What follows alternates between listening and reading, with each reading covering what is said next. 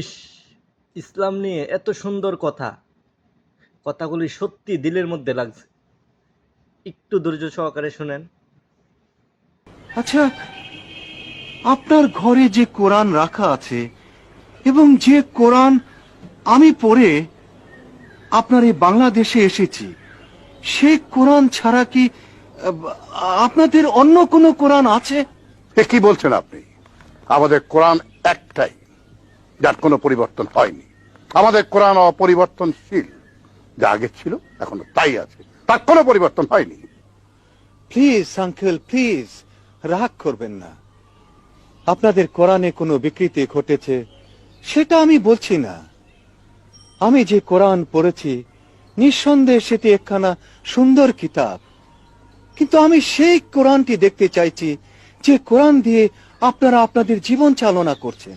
বলেছি তো Mr Gomez, আমাদের কোরআন একটাই, আমাদের দ্বিতীয় কোনো কোরআন নেই।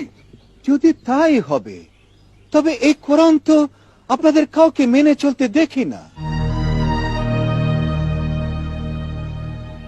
আপনি কি বলতে চাইছেন? আমি বলতে চাচ্ছি, অমুসলিম আর মুসলিমের ব্যবহারিক জীবনে আমি কোনো পার্থক্য দেখতে পাই না।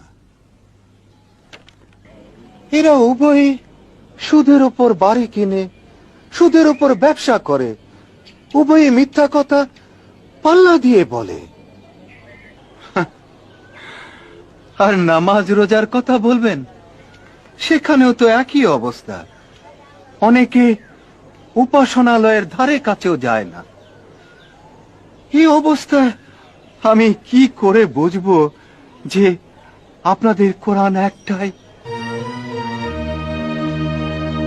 মিস্টার গোমেজ,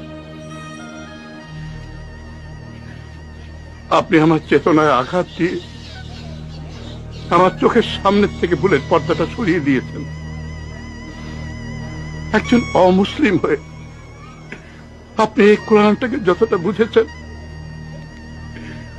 একজন মুসলিম হয়েও আমি তা বুঝতে পারিনি যে আমার জন্য কত বড় লজ্জা, কত বড় পরাজয়, কত বড় পরাজয়।